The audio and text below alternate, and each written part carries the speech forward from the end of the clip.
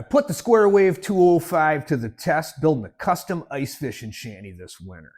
I started out welding with my trusty Dynasty 200, and mid-project I switched over to compare how the Lincoln Square Wave 205 did. And I gotta tell you, very comparable results, and I hope you enjoy the video as I take you through all the steps. In the previous videos, we welded aluminum on 110 primary.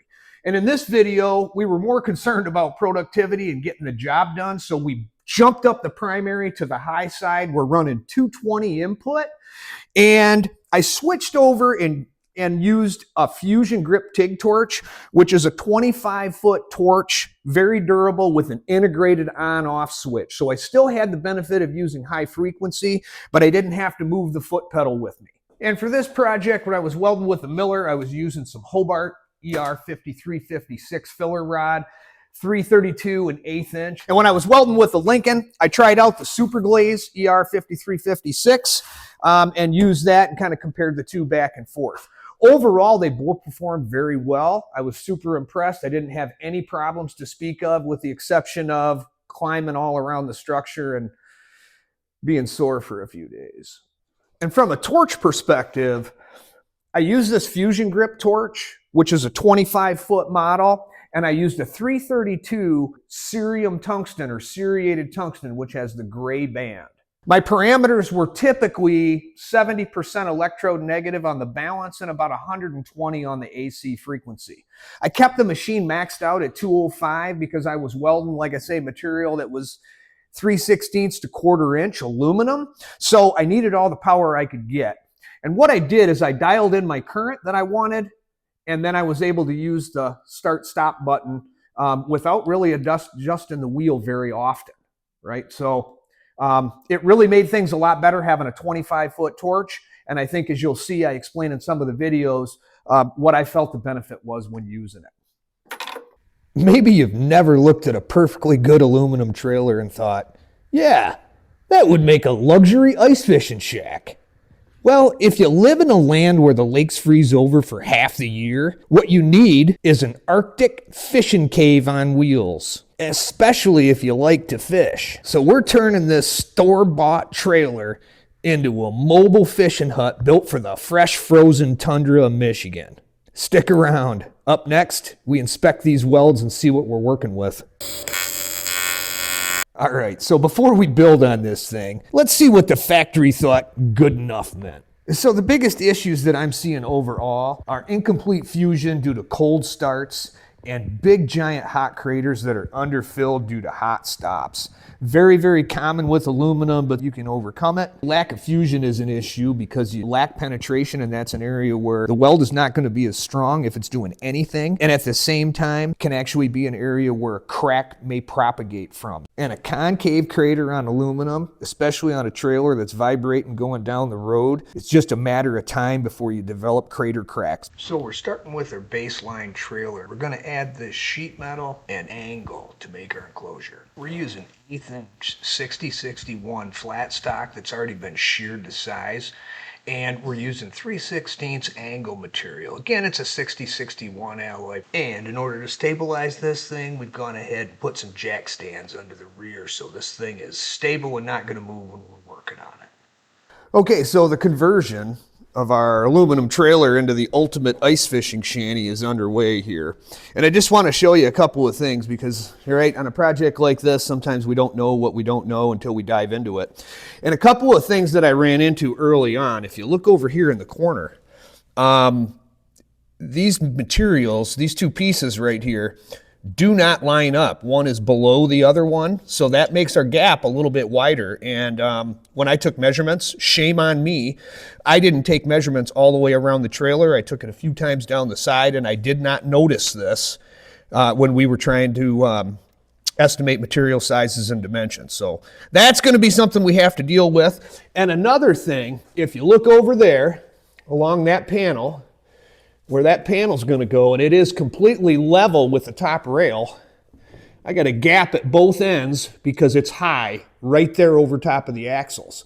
So this thing, I don't know if it was built that way or if as it was being used, because it wasn't a brand new trailer, right? We got some camber there, And that's going to be something that we deal with next. So kind of discovering the unknowns as we go and trying to improvise along the way so that we can make this thing look like we want it. Okay, so here's our gap coming behind this fender going toward the back of the trailer, and you can see we're out about 3/8 of an inch. And on the front side of the fender, I'm happy with that fit up right there, but as you can see as well, that's our high spot, and this thing dips down, and we're out about 1/2 inch down here because it's a little bit more distance. So unless we plan to skirt this thing, and that's just a lot more work and a lot more material, I'm going to have to grind right in this area right here and see if we can't drop the middle out of there in that high spot and then get our contact surfaces closer toward that back end. Back on the discovery process of learning what we didn't know diving into this project, now that we're taking a closer look, I can see that the rails outside to outside here at the front of the trailer are 76 inches. Then we go back over, right over the wheel wells, and you'll see this thing, the top rail is bowed out 1/4 of an inch, 76 1/4. Then in the back of the trailer, it looks to me like we're at about 76 1/8. So this thing has a bend and a camber to it that we didn't anticipate because my assumption, and you know what they say about assumptions, my assumption was that the top rail of this thing would be square. Why would I think that? Hey, all right, folks, here we are working on our aluminum trailer to ice fishing shanty conversion. And you can see behind me here, we've got a lot of the side panels already up, despite a couple of the, we'll call them dimensional stability issues we ran into, right, where things were cambered a little bit. Maybe by design, maybe because it was overloaded, who knows.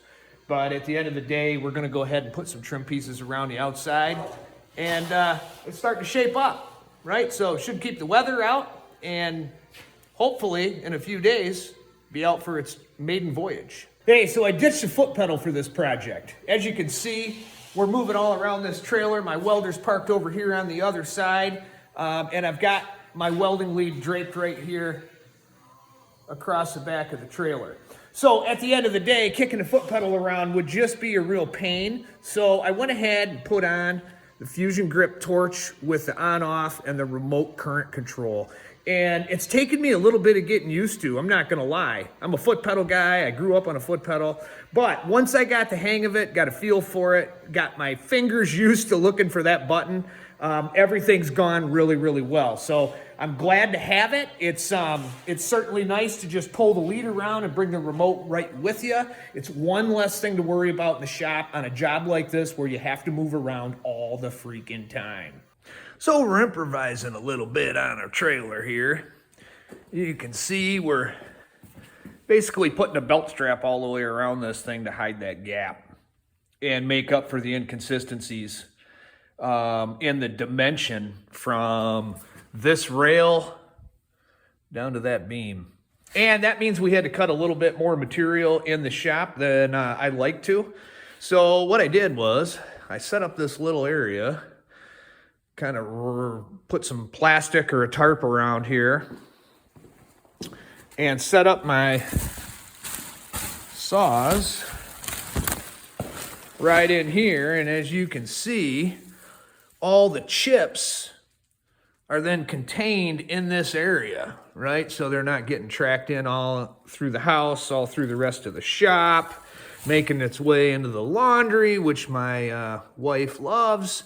And of course the dogs aren't tromping through it, getting aluminum shavings on their paws. So this is the extreme that I go to in Michigan when I can't cut outside.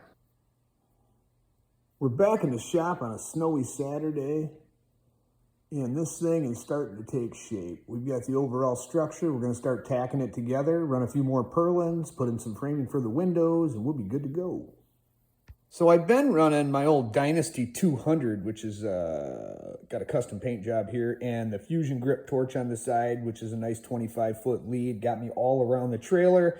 Got the integrated remote, so I didn't have to kick the foot pedal, and it worked out pretty good. I even like the fact that when I set the weld sequencer here, right, I could set my crater time, and when I bumped the button at the end of the weld, it would go into final slope.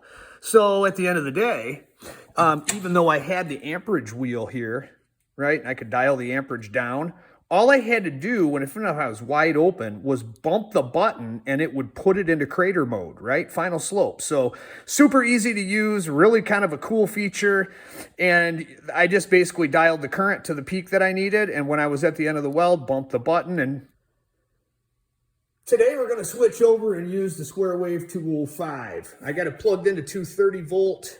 And we've got one of our new Fusion Grip torch models that we're going to try on this thing, right? So as you can see here, there's the Fusion Grip torch.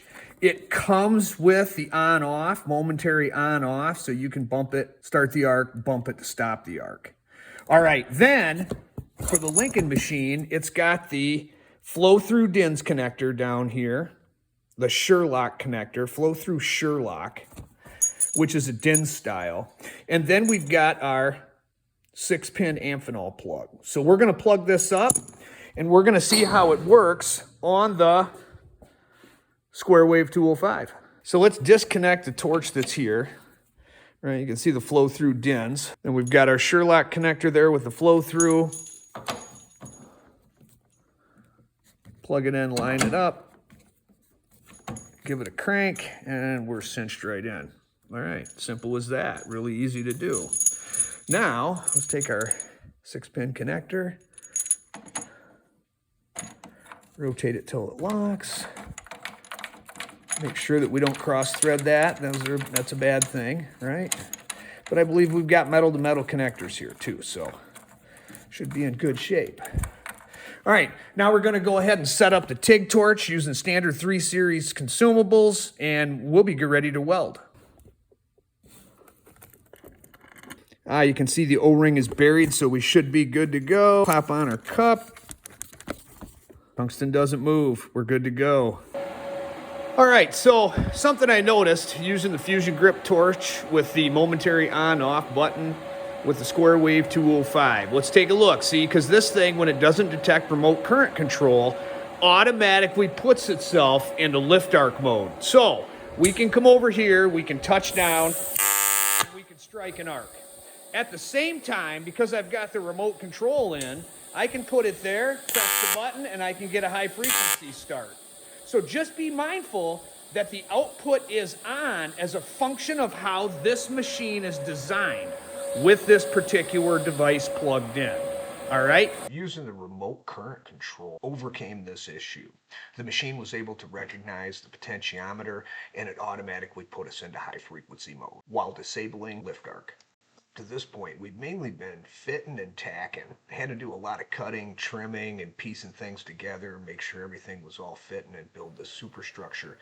And now we're ready to kick off and start doing some weld outs. Again, I'm running on 220 volt primary at 205 amps in AC TIG mode with my balance set at about 70% and my frequency at about 120 hertz. And here I'm still using the bump switch, or basically the remote on off without the potentiometer on it, because I was running wide open and just went ahead. It worked good enough for me.